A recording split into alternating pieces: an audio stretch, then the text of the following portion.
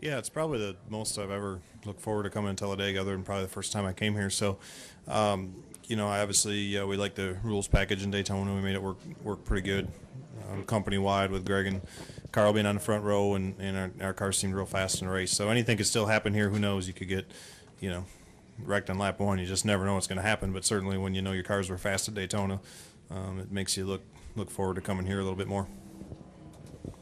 Hey, questions now from Matt. Ed Hinton has one to your right.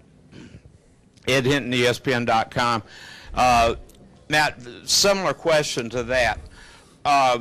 Obviously, a little bit different kinds of racetracks, but do you think that you and Greg could hook up and be as strong here as as you were at Daytona and dominate like that?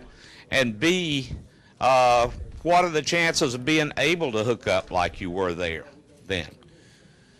Well, the tracks are a little bit different, but since they paved Daytona, they're a lot more similar than they ever have been. Handling is not really an issue at either one of the tracks.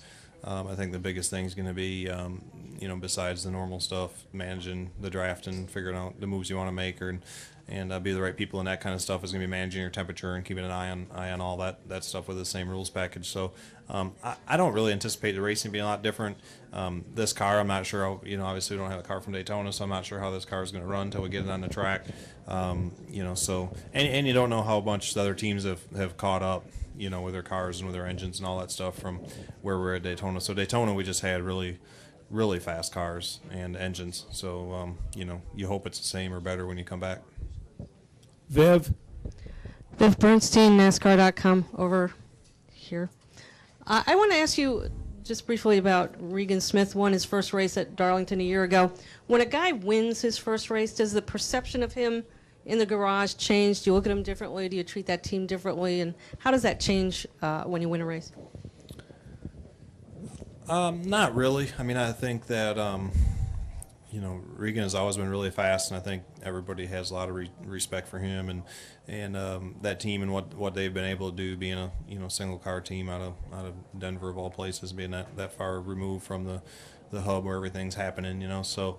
I think when you see a guy who runs really good and works hard and performs well, when you see him finally break through and win, especially at a race like that, I mean, you always feel really, really good for the guy. But I don't know if your perception of him, or the team or anything like that necessarily changes, but you're certainly, feel real good for him and happy for him. Let's go to Alex and then Shannon. Alex Goody, ESPN. Matt, you alluded to it a little bit at the top there, your first time at this track and how back then, how much you were looking forward to it. You just talk a little bit about what you remember, how you felt the very first time coming to Talladega and how that's evolved over the years? Yeah, I mean, my first time here, it was in '97, driving Reiser's Busch car at the time, and I think it was only my third nationwide Busch Series start ever. So I think I ran Charlotte was my first race the year before, and we ran Nashville the week before, and I went right to Talladega. So it was interesting to say the least. We actually ran pretty good.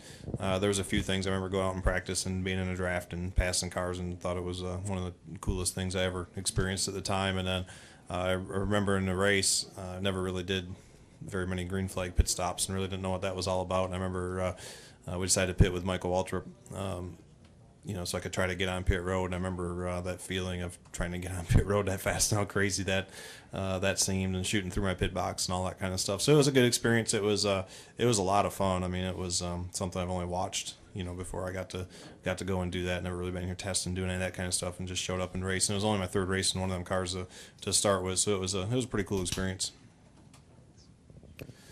Shannon and then Monty. Shannon Spake, ESPN. Any concerns about the heat for you guys, and how do you, as a driver inside the car, manage the heat with the motors and the high temperatures that we're going to experience this weekend? Well, I'm not really worried about my heat, but yeah, the engine stuff and managing that under these rules is always something you have to pay attention to. I mean, I think it's manageable. I think Daytona in the 150s, if I remember correctly, I think it was pretty warm.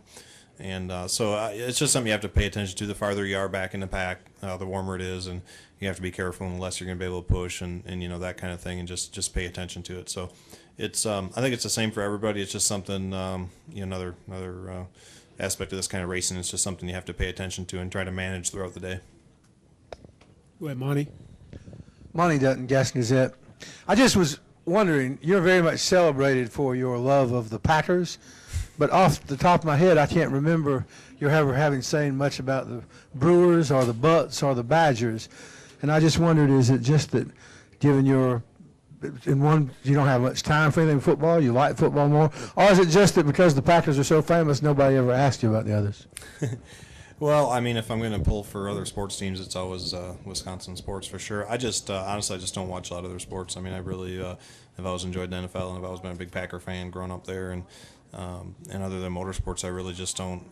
I just don't watch a lot of baseball or basketball or any of that. So it's not necessarily. I'm not a fan. I would be if I watch a sport. I just don't pay a whole bunch of attention. Watch the Brewers a little bit last year because how good they finished up the year and everything and all that, but I just don't. I just probably don't watch them as much. When I was a little kid, I was a big Brewers fan. I still remember that team and collected all the cards and did all that stuff. And then they went on strike, and honestly, when I just forgot about them when they're on strike, I just never really watched again. And that was, I don't know, 30 years ago. So I mean, 25 years ago. So I just I don't know why, but I just lost interest when that happened.